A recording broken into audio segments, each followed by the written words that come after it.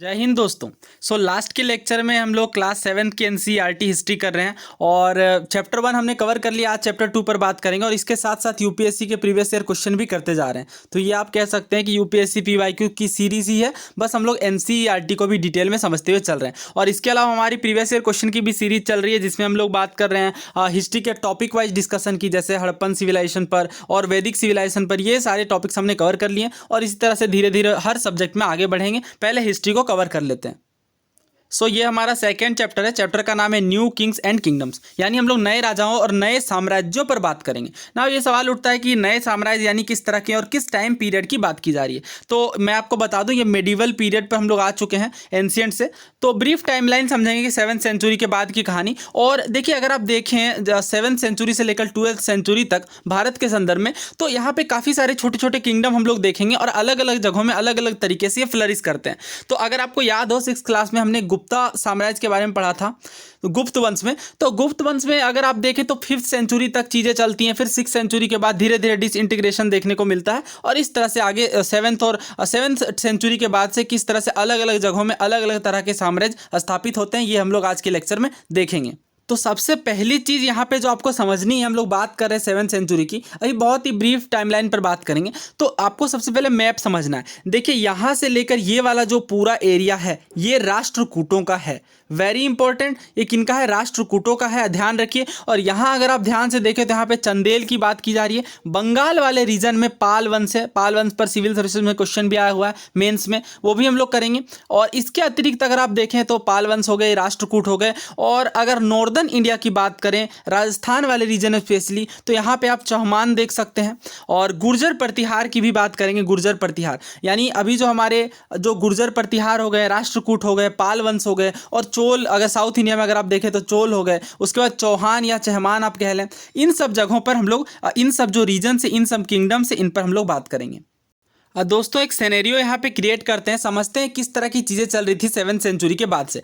तो अगर आप देखें 7वीं शताब्दी की हम लोग बात कर रहे हैं, आज से करीब 1500 साल पहले की। तो उस टाइम पे अगर आप देखें तो किस तरह की सिचुएशन चल रही थी, ये पहले समझिए। तो देखिए, धीरे धीरे क्या हुआ, जो राजा वहाँ पे रह रहे थे, जो राजा अपनी किंगडम स्टेब्लिश कर रहे थे, उनके सब ऑर्डिनेट में लैंडलॉर्ड्स होते थे। और ये जो लैंडलॉर्ड्स, ये दिन प्रतिदिन धनी होते जा रहे थे और पावर को आप कह सकते हैं गेन करते जा रहे थे। क्यों? क्योंकि रेवेन्यू कलेक्शन से लेकर के टैक्स कलेक्शन तक का काम इनके पास होता था और इन्हें सामंत माना जाता था। ठीक है, सामंत वर्ग आपने सुना भी होगा, आज के डेट में भी ये वर्ड यूज करते हैं। और राजा इन्हें अपना सब ऑर्डिनेट मानते थे और ये एक्सपेक्ट करते थे कि ये जो हमारे सामंत है, ये हमें ला करके गिफ्ट दें, लोगों से जो टैक्सेस लिए जाते हैं वो चीज़ें प्रदान करें। तो इस तरह से कुल मिलाकर सारी चीज़ें चल रही थी। अब धीरे धीरे, जैसे मैंने आपको बताया, सामंत पावर और वेल्थ को गेन करना शुरू कर देते हैं, तो ये और ज़्यादा पावरफुल हो जाते हैं और कहते हैं कि अब हम सामंत नहीं, अब क्या है? महासामंत। ओके, महासामंत। महा का मतलब आपको पता ही है, तो महासामंत कह लें आप, या महामंडलेश्वर इन्हें कहा जाने लगा। यानी जो सर्कल है, जो रीजन है, सर्कल का मतलब यहाँ पे क्षेत्र से है, क्षेत्र से, रीजन से। तो ये जो क्षेत्र है, इसके हम लोग पावरफुल बन चुके हैं, इसलिए हम लोग यहाँ पे कहलाएंगे महासामंत। ठीक है, ये कौन कह रहे हैं, ये किस तरह के लोग हैं? तो ये जमींदार टाइप के लोग हैं, लैंडलॉर्ड हैं, जो कि राजा के सब ऑर्डिनेट हैं। और कभी कभी ये बहुत ज़्यादा पावर हासिल कर लेते हैं और अपने राजा को ही गद्दी से पदच्युत या सत्ताच्युत आप कह लें कर देते हैं, यानी गद्दी से हटा देते हैं और इंडिपेंडेंस हासिल कर लेते हैं अपने ओवरलॉर्ड के ऊपर। कहने का मतलब ये है कि जो मेन किंग है, अब ये इन्हें नुकसान नहीं पहुंचा पाएंगे लैंडलॉर्ड्स को। क्यों? क्योंकि लैंडलॉर्ड्स काफ़ी ज़्यादा पावरफुल हो चुके हैं। अपना साम्राज्य आप कह लें, छोटा ही साम्राज्य है, पर ये अपना साम्राज्य स्थापित करने में कामयाब हो जाते हैं। अगर आप इस तरह के उदाहरण की बात करें तो डेक्कन में देखिए राष्ट्रकूट की बात आती है। राष्ट्रकूट, अगेन, जब भी मैं कभी भी बात करूं साउथ इंडिया या किसी भी मिडिवल इंडिया के किंगडम की, तो आपके माइंड में मैप आना चाहिए, तभी चीज़ें क्लैरिटी के साथ समझ में आएंगी। ये आज की डेट में महाराष्ट्र और कर्नाटक वाला रीजन देख सकते हैं, यही क्षेत्र था राष्ट्रकूटों का। क्योंकि जब आप इस तरह से चीज़ों को समझ के चलेंगे तो काफ़ी ज़्यादा आसान हो जाएगा आपके लिए क्वेश्चन सॉल्व करना और आपके माइंड में टाइमलाइन चलेंगी। अच्छा, बात की जा रही है राष्ट्रकूट की, तो कौन से सेंचुरी की? 7th सेंचुरी की। फिर बात की जा रही है इनकी कैपिटल क्या थी, तो देखिए यहाँ से हम लोग कैपिटल भी ऑफकोर्स यहाँ पे देखेंगे, इनसे भी क्वेश्चन आते हैं। अभी मैं आपको बता दूँ फिलहाल, राष्ट्रकूटों की राजधानी थी मान्यखेड़ या मालखेड़ भी इसे कहते हैं। तो राष्ट्रकूट की जब आप स्थापना की बात करें कि राष्ट्रकूट किंगडम कैसे साम्राज्य में स्थापित हुई, उससे पहले और कौन सी डायनेस्टी चल रही थी, तो अगर आप राष्ट्रकूट को देखें तो इससे पहले ये चालुक्य के सब ऑर्डिनेट थे। कहने का मतलब ये लैंडलॉर्ड होंगे, धीरे धीरे पावर ऑक्यूपाई कर रहे थे राष्ट्रकूट, और ये जो चालुक्य किंगडम है इससे ओवरथ्रू कर दिया गया लगभग 750, अगर आप देखिए मिड 8th सेंचुरी में। किनके द्वारा? दंती दुर्ग के द्वारा। दंती दुर्ग कौन था? एक राष्ट्रकूट चीफ थे जिसने हरा दिया यहाँ पे चालुक्यों को, या आप कह ले ओवर थ्रू कर दिया, और बाद में कुछ परफॉर्मेंस की गई, रिचुअल परफॉर्मेंस, और उसके बाद ये गद्दी पर स्थापित हो गए। यानी अगर आपसे सवाल बनेगा कि राष्ट्रकूट साम्राज्य की स्थापना किसने की, तो आंसर क्या होगा? दंती दुर्ग। दंती दुर्ग कौन थे? तो हमने देखा कि दंती दुर्ग जो है इनिशियली सबऑर्डिनेट थे किनके? चालुक्य के। इस क्वेश्चन को देखिए, ये सिविल सर्विसेज 2006 में पूछा गया है। आपसे पूछा जा रहा है कि राष्ट्रकूट एम्पायर की स्थापना किसने की, तो हमने देखा किसने की, बताइए, दंती दुर्ग ने। तो एक टाइम था जब सिविल सर्विसेज में ऐसे डायरेक्ट फैक्चुअल क्वेश्चन भी आते थे। और एक दो चीज़ मैं आपको यहाँ पे बताना चाहता हूँ सिविल सर्विसेज के लिहाज से, बहुत ही ध्यान से इस बात को आप समझिए। अगर मैं बात करूँ सिविल सर्विसेज 2022 की, तो इसी तरह का क्वेश्चन आया जब आपको 4 किंग दिए गए थे मिडिवल इंडिया के और उनकी डायनेस्टीज दी गई थी। तो बेसिकली इस तरह के क्वेश्चन जो है ज़्यादा से ज़्यादा फैक्चुअल नेचर के होते जा रहे हैं।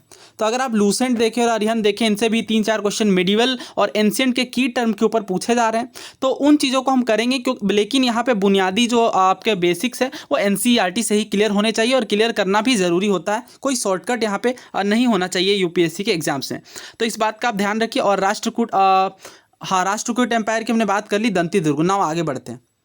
और जिस सेक्रीफाइशियल परफॉर्मेंस की बात की जा रही है उसका नाम है हिरण्यगर्भ। तो बेसिकली ये एंशिएंट इंडिया में अगर आप देखें तो हिरण्यगर्भ का मतलब ये होता था कि ये एक आप कह सकते हैं रिचुअल थी, जिसे परफॉर्म करने के बाद माना जाता था कि जिस पर्सन ने ये रिचुअल को परफॉर्म किया है उसकी रीबर्थ होगी, और रीबर्थ एज अ क्षत्रिय होगी ताकि वो राज कर सके। इस तरह की बातें थी। और अगर आप कुछ ऐसे केसेस देखें जो मिलिट्री स्किल्स के दम पर, जैसे अगर आप देखें तो कदम्ब, मयूर शर्मन हो गए, और जो गुर्जर प्रतिहार हो गए, ये ब्राह्मण्स थे who gave up there traditional and took to arms successfully established kingdom in Karnataka and Rajasthan respectively. यानी ये अपने जो ट्रेडिशनल प्रोफेशन उसे त्याग करके आर्म्स लेते हैं और ऑफ कोर्स राजा बनते हैं। और किन जगहों पे? तो कर्नाटक और राजस्थान वाले रीजन में हमने देखा भी है मैप के माध्यम से।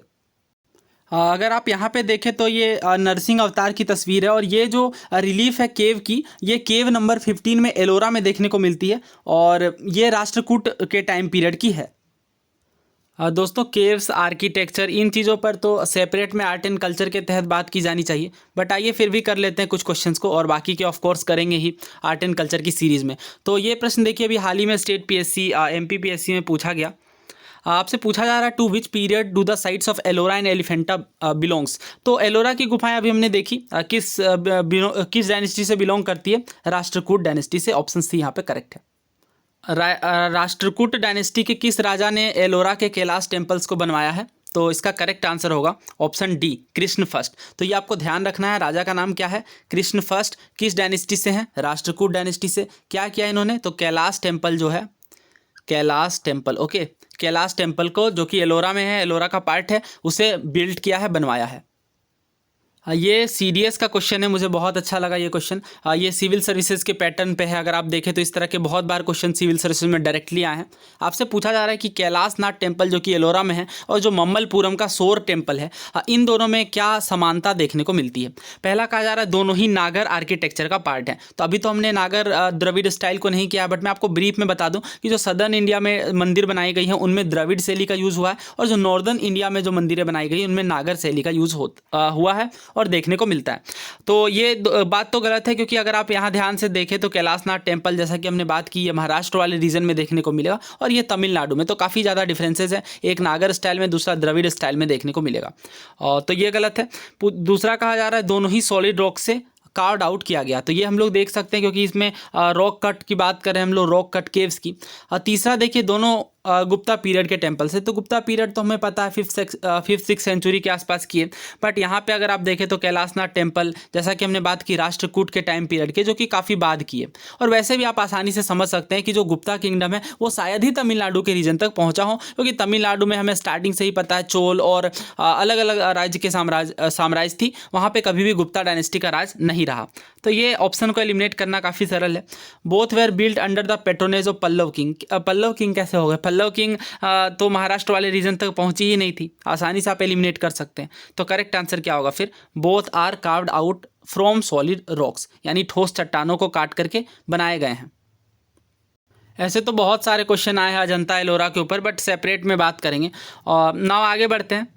अब ये देखिए, इन किंगडम्स में एडमिनिस्ट्रेशन किस तरह का चलता था, राजपाट किस तरह का चलता था। तो जैसा कि हमेशा ही होता आ रहा है, जो राजा होंगे वो बड़े बड़े टाइटल्स लेंगे, जैसे महाराज, धीराज। हमने गुप्ता डायनेस्टी के टाइम पर भी देखा था कि महाराज, धीराज और भी बहुत बड़े बड़े टाइटल्स यहाँ पे लिए जा रहे थे। जैसे अगर यहाँ पे आप देखें तो त्रिभुवन चक्रवर्ती, यानी जो तीनों के तीनों वर्ल्ड हैं, धरती, आकाश, पाताल, हर जगह के ये लॉर्ड हैं। However in spite of such claims they often shared power with their samanta as well as with association of peasant trader and brahmins। यानी इतने हाई साउंडिंग टाइटल लेने का मतलब ये साफ साफ एग्जेग्रेशन है। क्यों एग्जेग्रेशन है, क्योंकि इतने हाई साउंडिंग टाइटल लेने के बाद भी पूरी की पूरी पावर इनके हाथों में कंसंट्रेटेड ना हो करके, बल्कि जैसा कि हमने बात की, जो लैंडलॉर्ड है वो काफ़ी ज़्यादा पावरफुल हो चुके हैं 7th सेंचुरी के टाइम पीरियड में, और काफ़ी सारी पावर शेयरिंग इनके पास भी होती है। हमेशा राजा अपनी मनमानी नहीं चला पाते। और इसके अतिरिक्त अगर आप देखें तो प्रत्येक स्टेट में जो रिसोर्सेज है वो प्रोड्यूसर से ऑब्टेन किए जाएंगे, जो कि पीजेंट होंगे, कैटल कीपर होंगे, आर्टिसन होंगे, और जिन्हें ओपन परसुएड किया जाएगा या फिर मजबूर किया जाएगा जो भी वो प्रोड्यूस किए हैं उसका कुछ भाग लेने के लिए। और व्यापारियों वगैरह से भी रेवेन्यू लिया जा रहा था टैक्स के रूप में। ये देखिए, ये बहुत ही यूनिक बात आपको देखने को मिलेगी। लगभग 400 तरह के टैक्सेस लिए जा रहे थे। और जो चोल इंस्क्रिप्शन है वो बताते हैं, चोल के बारे में भी हम लोग देखेंगे डेफिनेटली, बट ब्रीफ आइडिया, जैसे मैंने आपको बताया, जब भी कोई किंगडम आए मिडिवल इंडिया की, आपके माइंड में उसकी लोकेशन जरूर आनी चाहिए। तो चोल डायनेस्टी जो कि तमिलनाडु में है, अभी एक मूवी भी बन रही है आई थिंक चोल पर, काफ़ी ज़्यादा पॉपुलर हो रही है। तो जो रूल कर रही थी तमिलनाडु में, वो बताती है 400 डिफरेंट तरह के taxes, 400 terms for different kind of taxes. वो 400 टर्म्स में से जो सबसे ज़्यादा बार मेंशन की गई है वो टैक्स है वेटी। वेटी टैक्स क्या है, ये कैश में ना लेकर के लेबर के रूप में ली जाएगी। यानी आपको इस टैक्स में पैसे डायरेक्टली कैश नहीं देने, बल्कि लेबर के रूप में, या आप कह लें कि फोर्स्ड लेबर के रूप में लिया जाएगा। और दूसरा जो टैक्स है यहाँ पे कादामाई है। कादामाई लैंड रेवेन्यू, यानी ज़मीनों पर जो टैक्स लगाया जाएगा वो कादामाई कहलाएगा। इसके अलावा और भी डिफरेंट तरह के टैक्सेस थे, बट उनका जिक्र कम देखने को मिलता है। इस प्रश्न को देखिए, यह भी हाल ही में जम्मू कश्मीर पीएससी में पूछा गया था पिछले साल। पूछा जा रहा है वेटी किसे रेफर किया जाता है, क्या ये टैक्स केस के रूप में लिया जा रहा है, या ज्वेलरी के फॉर्म में, या फूड ग्रेन के रूप में, या फिर फोर्स्ड लेबर के रूप में। तो हमने देखा कि जो वेटी टैक्स था ये फोर्स्ड लेबर का टैक्स था। इसमें कैश में तो पैसे नहीं लिए जा रहे थे, लेकिन लेबर करवाया जा रहा था एज अ टैक्स। ओके, ये वेटी। और कादामाई की हमने बात की, कादामाई क्या था बताइए, लैंड रेवेन्यू पर टैक्स था। ध्यान रखना आपको, लैंड रेवेन्यू होता था। और वेटी की हमने बात कर ली। अच्छा, वेटी जब आया है सवाल, तो मुझे एक बात यहाँ पे ध्यान आ रही है। तो वेटी से मुझे ये याद आया था विस्टी के विषय में। देखिए, ये सवाल पूछा गया सिविल सर्विसेज 2019 में, और ये जो क्वेश्चन था, पूछा जा रहा था कि जो फोर्स्ड लेबर है विस्टी, जो कि गुप्ता पीरियड के टाइम पे लगाया जा रहा था, उसके बारे में कौन सी बात यहाँ पे करेक्ट है। तो हमने ऑब्वियसली अभी तक प्रीवियस ईयर क्वेश्चन नहीं किए गुप्ता पीरियड पर, बहुत ही ब्रीफ में समझा है। और जब प्रीवियस ईयर क्वेश्चन करेंगे तो इन क्वेश्चन को तो डेफिनेटली डिटेल में इंक्लूड करेंगे विद सोर्सेज।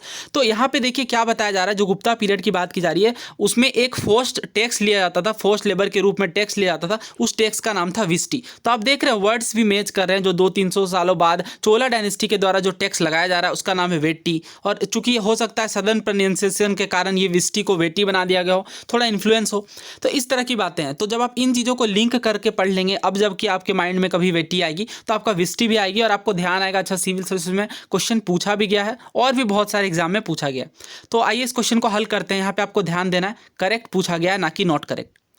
तो पहला देखिए, it was considered as source of income for the state, a sort of tax paid by the people. यानी एक इनकम का सोर्स माना जाता था स्टेट के द्वारा। स्टेट का मतलब यहाँ पे किंगडम है, किंग है, तो ये एज अ सोर्स माना जाएगा। और एक टैक्स है, एक तरह का टैक्स है जो कि लोगों के द्वारा दिया जाता है। तो ऑब्वियसली बिल्कुल करेक्ट है। यहाँ पे एक वर्ड भी यहाँ पे गलत हमें नहीं लग रहा, क्योंकि यहाँ पे ऑब्वियसली रीज़न तो यही होगा ना कि इनकम को जनरेट किया जाए एज ए टैक्स, और एक तरह का टैक्स था। ठीक है, दूसरा पढ़ लेते हैं। It was totally absent in the Madhya Pradesh and Kathiawar region of the Gupta empire. क्या इतना बड़ा एम्पायर मध्य प्रदेश और काठियावाड़ में टोटली, पहली बात तो ये है कि जब भी टोटली वर्ड आ जाए तो आपको रुक करके सोचना है, खास करके हिस्ट्री वाले क्वेश्चन में, क्योंकि किसी भी चीज़ को किसी एक पर्टिकुलर एरिया से टोटली एब्सेंट करवाना एक बहुत ही इंपॉसिबल काम है। तीसरा कहा जा रहा है वीकली वेजेस दिए जाएंगे, ये तो कहा ही जा रहा है एज अ टैक्स आपको लिया जाएगा, तो फिर इसमें वेजेस क्यों मिलेंगे, तो ये बात तो गलत है।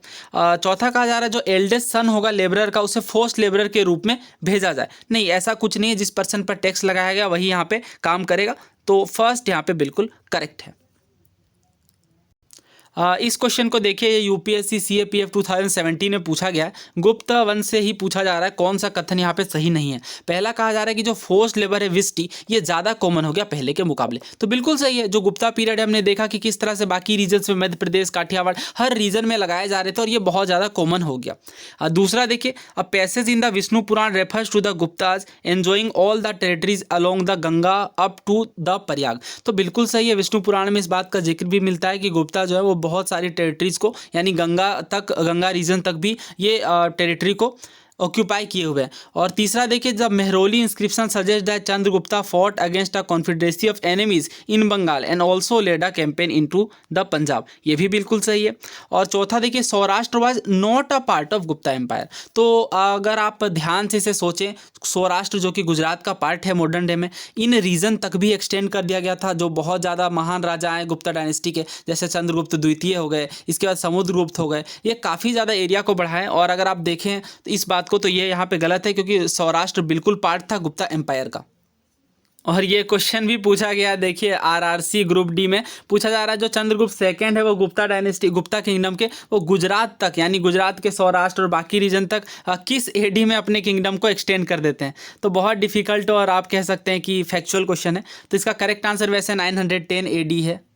नहीं, 910 क्यों आएगा, 390 एडी है। ओके, क्योंकि चंद्रगुप्त टाइम पीरियड ही नहीं जाएगा, तो 4th सेंचुरी की बात है ऑब्वियसली। तो 390 एडी तक गुजरात और बाकी रीजन्स में भी चंद्रगुप्त सेकंड अपने एम्पायर को एक्सटेंड कर देते हैं।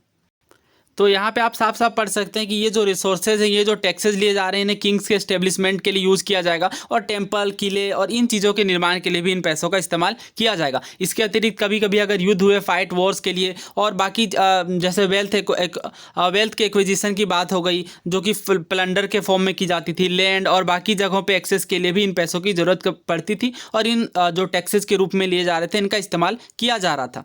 The functions for collecting revenue were generally recruited from influential families and position were open hereditary, तो आपको ध्यान रखना है कि यहाँ पे जो टैक्स कलेक्शन पावर होगी वो ओपन हेरिडिटरी होगी, यानी पीढ़ी दर पीढ़ी चलती जाएगी। और आर्मी के केस में भी ऐसा ही होगा, जो पर्सन यहाँ पे आर्मी में सर्व करेगा उसका बेटा जनरली यहाँ पे आर्मी में देखने को मिलेगा। और ये हम लोग बात कर रहे हैं 7th सेंचुरी की। और बहुत सारे केसेस में क्लोज रिलेटिव्स को भी, जो राजा के क्लोज रिलेटिव्स हैं, उन्हें भी इतने ऊंचे पोजीशन ओहदे पर दिया जा रहा था। नाउ अगेन, जो हमेशा ही हम लोग बात करते आ रहे हैं राजाओं की प्रशस्तियों की, जो ये प्रशस्ति पत्र लिखवाते थे, तो जैसा हमेशा देखने को मिलता है, बहुत ज़्यादा बढ़ा चढ़ाकर बातें की जाएंगी। जैसे समुद्रगुप्त के केस में भी हमने देखा था, तो हरिसेन ने जो बातें लिखी थी उसी तरह की बातें देखने को मिलेंगी कि एक विक्टोरियस वॉरियर हैं, वैलियंट हैं। आइए तो फिर एक प्रशस्ति को पढ़ ही लेते हैं। ये प्रशस्ति किसकी है? अच्छा हाँ, लास्ट क्लास में हमने गुप्ता रूलर समुद्रगुप्त की प्रशस्ति देखी थी। यहाँ पे नागभट्ट की प्रशस्ति देखते हैं। और नागभट्ट की जो प्रशस्ति है, ये देखिए संस्कृत में लिखी गई है और ग्वालियर मध्य प्रदेश में देखने को मिलती है। नागभट्ट, सबसे पहले मैं आपको बता दूं, प्रतिहार वंश के राजा हैं। आपको ध्यान रखना है, नागभट्ट प्रतिहार वंश के राजा है। अभी हम लोग प्रतिहार वंश के बारे में भी देखेंगे। तो ये देखिए क्या लिखा जा रहा है कि आंध्र हो, सेंधव हो, विदर्भ हो, जो कि महाराष्ट्र का पार्ट है, या कलिंग हो, हर राजा इनके सामने गिरते हैं। और as he was a prince, क्योंकि ये राजकुमार हैं और ये चक्र युद्ध में भी जीत चुके हैं। और वंग, यानी जो कि बंगाल का पार्ट था, उसके बाद अमर्त, मालवा, अलग अलग जगहों के राजा को ये हरा चुके हैं। और भी दुनिया भर के बोल बच्चन देखने को मिलते हैं नागभट्ट के अचीवमेंट्स में। तो यहाँ पे अगर आप देखें तो किंग जो है वो ऑफन रिवार्ड करते हैं ब्राह्मण्स को लैंड ग्रांट करके। और ये जो लैंड ग्रांट दिए जाते हैं, ये इस तरह के आपको कॉपर प्लेट में दिए जाते थे। तो ये कॉपर प्लेट बेसिकली एक ऑथेंटिकेशन था। यहाँ पे चीज़ें लिखी होती थी कि कौन कौन सा एरिया दिया जा रहा है और कितने टाइम के लिए दिया जाता था। ये सब बातें रिकॉर्ड करने के लिए इन कॉपर प्लेट्स का इस्तेमाल किया जाता था। यहाँ पे देखिए 12th सेंचुरी संस्कृत पोएम की बात की जा रही है। बेसिकली राज तरंगिणी की बात की जा रही है। तो राज तरंगिणी हमें पता है, हमने बहुत डिटेल में से कवर किया एंशिएंट बुक वाली वीडियो में। कल्हण के द्वारा लिखी गई, जो कि कश्मीर के इतिहास से संबंधित है। यहाँ पर भी कुछ इसी तरह की बातें देखने को मिल रही हैं, प्रशस्ति देखने को मिल रहे हैं।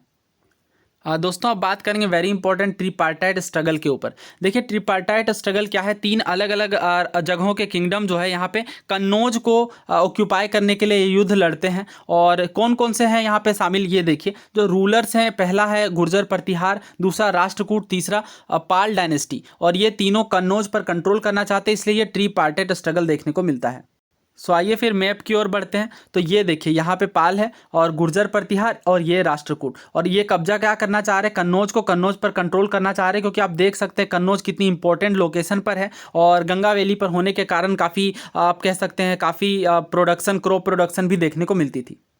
तो इस मैप में आप कन्नौज ट्रायंगल को देख सकते हैं। राष्ट्रकूट, पाल और गुर्जर प्रतिहार, ये देखिए ग्रीन कलर में गुर्जर प्रतिहार का एरिया है। और राष्ट्रकूट की तो हमने देखी है कर्नाटक और महाराष्ट्र वाले रीजन में, और बंगाल वाले रीजन में पाल डायनेस्टी देखने को मिलती है। और यहाँ पे ट्रिपार्टाइट स्ट्रगल है, और किसके लिए, कन्नौज के लिए। क्योंकि कन्नौज अगर आप देखें तो पहली चीज़ तो ये हर्षा की कैपिटल भी रही, वेरी इंपॉर्टेंट। दूसरा तो ये कि इसके अलावा हर्षवर्धन की राजधानी रहने के अलावा ये देखिए गंजेटिक वैली में है, और ये सिल्क रूट से भी जोड़ती है। तो वेरी इंपॉर्टेंट हो जाता है ये अगेन, क्योंकि सिल्क रूट के मार्ग में आने वाली जो जगहें हैं वो काफ़ी ज़्यादा आप कह लें कि जो किंग के पर्सपेक्टिव से इंपॉर्टेंट हो जाती हैं। सो इन डायनेस्टीज़ के ऊपर यहाँ पर बहुत ज़्यादा बात नहीं की गई है, बट उन्हें समझना भी हमारे लिए काफ़ी इंपॉर्टेंट है। क्योंकि सिविल सर्विसेज 2022 में ही क्वेश्चन आया हुआ है, और बहुत बार क्वेश्चन आए हुए हैं, लेकिन उसे हम लोग PYQ सीरीज़ में कवर करेंगे। यहाँ पे फिलहाल आगे बढ़ते हैं। देखिए क्या बताया जा रहा है कि ये जो राजा हैं ये काफ़ी ज़्यादा अपने पावर और रिसोर्सेज का प्रदर्शन करने के लिए बहुत लार्ज टेम्पल्स बनाते हैं, और इनमें काफ़ी सारा धन होता है। तो इन धन को बहुत बार रूलर्स अटैक करने के लिए भी आते हैं, ताकि धन यहाँ से हासिल की जा सके। और one of the first attack यहाँ पे देखने को मिलता है गजनी के राजा सुल्तान महमूद का, जो कि अफगानिस्तान से भारत आया। और हमें पता है ये बहुत बार भारत में लूटपाट करता है। He raided the subcontinent almost every year, हर साल माना जाता है कि 17 से भी ज़्यादा बार अटैक किया जाता है सुल्तान महमूद के द्वारा। और इनका इसके अटैक करने का जो मुख्य उद्देश्य होता है वो ये होता है कि मध्य एशिया और बाकी जगहों में बहुत ज़्यादा धन इकट्ठा करके एक साम्राज्य की स्थापना की जा सके। और यहाँ पे आप देख सकते हैं much of the wealth Mahmud carried away was used to create a splendid capital city at Ghazni. ज़्यादातर धन जो यहाँ पे ले जाया गया है वो कह सकते हैं कि जो स्प्लेंडिड सिटी उसके द्वारा बनाया गया इन्हीं पैसों का इस्तेमाल करके। और इसके अतिरिक्त देखिए ये जो अटैक्स थे ये इस तरह से नहीं होते थे कि भारत पे आकर के अपना राज्य स्थापित करना है, जिस तरह से बाबर और बाकी राजा जो आकर के किए मुगल डायनेस्टी के बाद से, वैसे यहाँ पे कोई मंशा नहीं होती थी। इस बात का भी आपको ध्यान रखना है।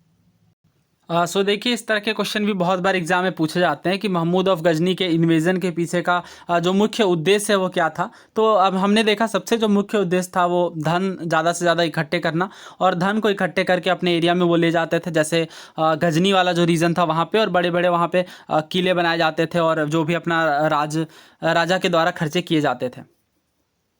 इसके अलावा अगर आप देखें तो महमूद गजनवी जो बहुत ज़्यादा इंटरेस्टेड था उन लोगों के बारे में भी जानने के जिसे उसने हराया है। And interested a scholar named Al Biruni, और एक जो स्कॉलर है उसका नाम है अल बरूनी, उसे इस काम के लिए अपॉइंट भी किया जाता है, ताकि वो जो भारत या जो जिन जगहों पर उसने कब्जा किया है उन जगहों के लोगों के विषय में और अच्छे से जानकारी प्राप्त कर सके। तो हमें पता है कि हमने इस पर बात भी की है ऑलरेडी अल बरूनी के ऊपर। किताबुल हिंद बुक इसने लिखी है जो कि अरेबिक भाषा में है, very very important. Directly CDS में और डिफरेंट एग्जाम्स में क्वेश्चन पूछा गया है कि किस भाषा में लिखी गई किताबुल हिंद, तो आपको ध्यान रखना है एक अरेबिक भाषा है। इसके अलावा संस्कृत के स्कॉलर को भी काम दिया जा रहा था यहाँ पे इन चीज़ों के विषय में जानकारी हासिल करने के लिए। तो ध्यान रखना है अल बरूनी किसके दरबार में थे, सुल्तान महमूद के दरबार में।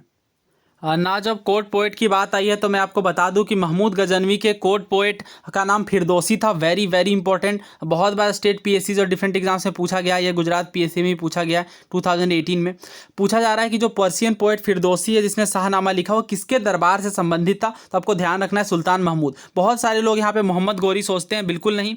देखिए महमूद और मोहम्मद अलग अलग राजा हैं, अभी हम लोग देखेंगे ऑफकोर्स। तो सुल्तान महमूद के दरबार में ये थे, करेक्ट आंसर ऑप्शन ए।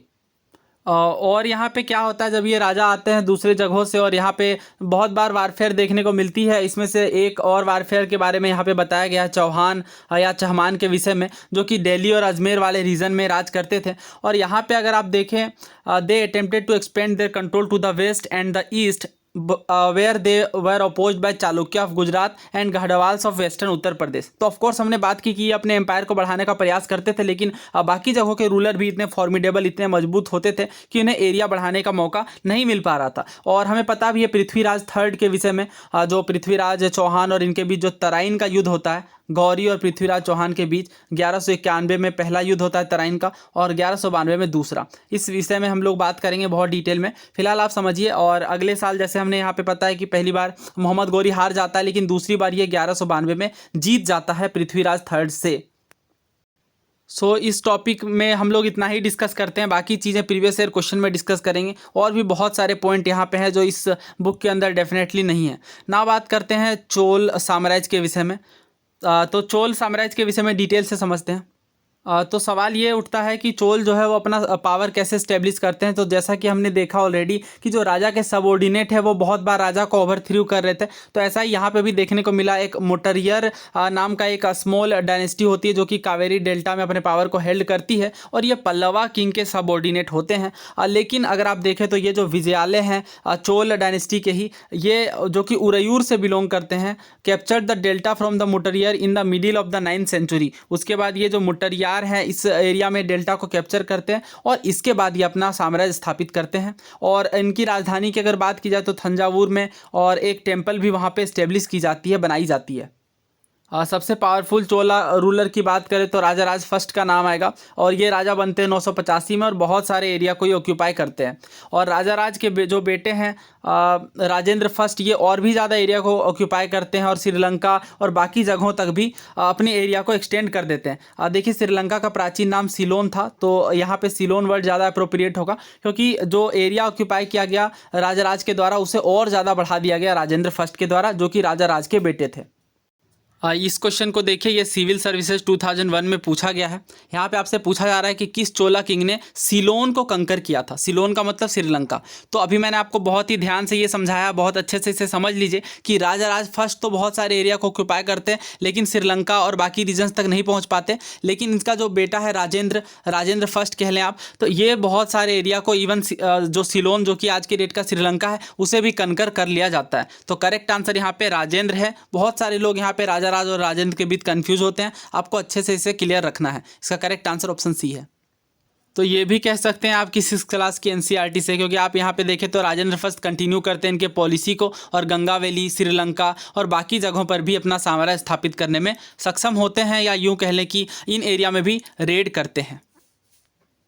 इसके बाद अगर बात की जाए चोल साम्राज्य की, तो यहाँ पे बहुत ज़्यादा स्प्लेंडिड टेम्पल्स देखने को मिलते हैं, ब्रॉन्ज के स्कल्पचर देखने को मिलते हैं। सबसे पहली अगर टेम्पल की बात की जाए यहाँ पे जो सबसे ज़्यादा इंपॉर्टेंस रखती है, the big temples of Thanjavur and Gangai Konda Cholapuram built by Raja Raj and Rajendra are architectural and sculpture marvels. यानी जो तंजावुर में मंदिर बनाए गए, राजेश्वर मंदिर जो कि राजा राज के द्वारा बनाया गया है, और गंगाई कोंडा चोलापुरम में जो कि राजेंद्र के द्वारा बनाया गया है, ये भी बहुत ज़्यादा स्कल्पचर मार्वेल्स रखता है। और चोला टेम्पल की बात की जाए तो ये एक सेटलमेंट का न्यूक्ली होता था, यानी इसके इर्द गिर्द, यानी किसी बड़े टेम्पल के इर्द गिर्द जो सेटलमेंट है, जो जगह है, उन्हें स्टेब्लिश किया जाता था, और क्राफ्ट प्रोडक्शन का भी ये सेंटर माना जाता था। Temple were also endowed with land by ruler as well as by others. अगर टेम्पल के चारों ओर बात की जाए क्राफ्ट पर्सन की, तो सबसे ज़्यादा इंपॉर्टेंट है ब्रॉन्ज इमेज की मेकिंग। ब्रॉन्ज के जो इमेजेस बनाए जा रहे थे वो काफ़ी ज़्यादा यहाँ पे प्रसिद्ध हैं, और Chola bronze images are considered among the finest in the world. पूरी दुनिया में सबसे फाइन मानी जाती है। While most images were of deities, sometime images were made of devotees as well. यानी ज़्यादातर डाइटीज के इमेजेस बनाए जाते हैं, लेकिन कभी कभी डिवोटीज़ की भी इमेज देखने को मिलती है। बहुत बार इस तरह के क्वेश्चन भी पूछे जाते हैं। ये चोल आर्किटेक्चर में हम लोग कवर करेंगे। पूछा जा रहा है, देखिए कौन सा शिव टेम्पल यहाँ पे चोल रूलर्स के द्वारा नहीं बनवाया गया था। चिदम्बरम का, तंजावुर का, गंगाई कोंडा चोलापुरम का, या फिर नाने घाट का। तो इसका करेक्ट आंसर नाने घाट है। नाने घाट जो कि महाराष्ट्र में है, वहाँ पे जो चोलों के द्वारा टेम्पल नहीं बनाए गए थे। बाकी जगहों पर आप देख सकते हैं, चिदम्बरम हो या तंजावुर की तो हमने बात ही की अभी। तंजावुर में जो राजा राजेश्वर टेम्पल है जो कि काफ़ी फेमस है। इसके अतिरिक्त गंगाई कोंडा चोलापुरम पर हमने देखा, यहाँ पे जो राजेंद्र है वो बाकी जगहों पर भी कब्जा करते हैं, राजेंद्र चोल, और गंगाई कोंडा चोलापुरम पर भी टेम्पल बनाते हैं। और ये गंगाई कोंडाई चोलापुरम की मंदिर आप देख सकते हैं इमेज में। ना देखिए, चोला एम्पायर के एडमिनिस्ट्रेशन की बात करते हैं कि किस तरह से राजपाट चलाया जा रहा था। तो सबसे पहली बात देखिए, जो सेटलमेंट ऑफ पीजेंट है उन्हें ऊर कहा जाता था। ऊर कहा जाता था, यानी पीजेंट्स जो सेटलमेंट इस्टेब्लिश करते थे वो ऊर कहलाता था। और यहाँ पे बात की जा रही है, ये बहुत ज़्यादा धनी होते थे क्योंकि इरिगेशन एग्रीकल्चर यहाँ पे किया जा रहा था। और इस तरह के जो ऊर होते थे, जो कि विलेज होते थे, इन सेटलमेंट्स को मिला करके एक बड़ा यूनिट बनता था जिसे नाडु कहा जाता था। तो आज के डेट में आप देख सकते हैं तमिलनाडु राज्य का जो नाम पड़ा है वो भी कहीं ना कहीं आप कह सकते हैं इस वर्ड से इंस्पायर्ड है। और जो विलेज काउंसिल होती थी और जो नाडु होते थे, ये बहुत सारे एडमिनिस्ट्रेटिव फंक्शन करते थे, जैसे जस्टिस देना हो गया या फिर टैक्स कलेक्ट करना। चोला गवर्नमेंट के सुपरविजन में ही जो नाडु है वो जो वेलाला कास्ट है, जो कि रिच पीजेंट्स की कास्ट होती थी, ये बहुत ज़्यादा कंट्रोल रखते थे नाडु के ऊपर। नाडु हमने बात की जो कि क्लस्टर ऑफ विलेजेस कहलाता था। और जो चोला किंग है वो gave some rich land owner title, जैसे कि बहुत सारे लैंड ओनर को टाइटल भी दिए जाते थे। जैसे मुएंडलम की हमने बात की थी, जब हम लोग 6th क्लास के NCERT कर रहे थे उस टाइम भी मुएंदर की बात की थी। तो इसका मतलब होता है अ वेलन और पीजेंट सर्विंग 3 किंग्स, यानी जो 3 किंग्स को, क्योंकि हमने जब बात की थी मुएंडर उस टाइम पे कहा था कि जो 3 किंग्स का जो ग्रुप होता है वो कहलाता है मुएंडर। तो इसी तरह से टाइटल दिए जा रहे थे मुएंडवलन की, क्योंकि वेलन का मतलब ये होता है कि वैसा पीजेंट जो 3 किंग्स को सर्व कर रहा हो। इसके अलावा अरैयर की बात की जा रही जो कि चीफ होता था। As markers of respect and interested them with important offices of the state at the centre, यानी सेंटर में बहुत ज़्यादा इंपॉर्टेंट ऑफिसेज इन्हें दिए जा रहे थे। ना देखिए, ये जो बात की जा रही है ये सबसे ज़्यादा इंपॉर्टेंट है। जो types of land Chola inscription में देखने को मिलते हैं, इनसे बहुत सारे क्वेश्चन आए हैं, ध्यान दीजिए। सबसे पहला कहा जा रहा है वेलन वागई के बारे में। ये नॉन ब्राह्मण पीजेंट प्रोप्राइटर्स होते थे। इसके बाद ब्रह्मदेय की बात करेंगे। ब्रह्मदेय यानी ब्राह्मण्स को जो लैंड दिया जा रहा था वो ब्रह्मदेय कहलाता है। इसी तरह से साल भोग है, तो पाठशाला जो वर्ड आया है उससे आप समझ सकते हैं कि साल भोग का अर्थ है जो स्कूल के मेंटेनेंस में जो लैंड डोनेट किया जा रहा है वो साल भोग कहलाता है। इसके अलावा देवदान की बात की जा रही है। देवदान यानी आप कह सकते हैं देवताओं के लिए मे बी, तो लैंड गिफ्टेड टू टेम्पल्स कहलाता है देवदान। जिसके लिए और एक वर्ड यूज़ होता है, वो एग्जाम्स के अंदर पूछा गया है ऑलरेडी, ध्यान दीजिए, तिरुनमट्टुकनी। थोड़ा डिफिकल्ट नाम है आई नो, बट देवदान के लिए ये वर्ड भी यूज़ किया जाता है, जो कि टेम्पल्स को जो लैंड दिए जाते हैं टेम्पल्स के लिए, टेम्पल्स को बनाने के लिए, वो कहलाता है। इसके बाद देखिए पलीछंदम की बात की जा रही, जो कि जैन इंस्टीट्यूशन को लैंड जो डोनेट किए जाते हैं वो पलीछंदम कहलाता है। सो इन चीज़ों से बहुत सारे क्वेश्चंस आए हैं, CDS में भी आए रिसेंट में, उन सारे क्वेश्चंस को भी हम लोग देखेंगे। और इसके अलावा ये अगर आप देखें तिरुनमट्टुकनी, तो ये भी रिसेंटली एग्जाम के अंदर पूछा गया। और ब्रह्मदेव वगैरह तो बार बार ही पूछे जाते हैं। उन सारे सवालों को भी हम लोग टॉपिक वाइज हिस्ट्री के डिस्कशन में कवर करेंगे। तो जैसा कि हमने बात की यहाँ पे ब्राह्मण्स को लैंड दिए जा रहे थे, लैंड ग्रांट्स, तो कावेरी वैली में बहुत सारे ब्राह्मण्स को ब्राह्मण सेटलमेंट देखने को मिलते हैं। इसके बाद जो प्रत्येक ब्रह्मदेय है was looked after bye N assembly और सभा ऑफ प्रोमिनेंट ब्राह्मण लैंड होल्डर्स, यानी जो ब्राह्मण लैंड होल्डर्स हैं उनके द्वारा यहाँ पे देखा जाएगा, लुक्ड आफ्टर किया जाएगा बाय एन असेंबली, जो कि सभा बनाई जाएगी। चोला इंस्क्रिप्शन की बात करते हैं। देखिए उत्तर मेरूर में ये चोला इंस्क्रिप्शन देखने को मिलता है और यहाँ पे बताया जाता है सभा किस तरह से ऑर्गेनाइज की जाती थी और काम करती थी। और इन सभाओं में बहुत सारी कमेटी भी बनाई जाती थी, जो इरीगेशन वर्क हो गई, गार्डन, टेम्पल, इन चीज़ों को मैनेज करने के लिए कमेटी का निर्माण किया जाता था और बहुत ही एफिशिएंटली ये काम कर रही थी।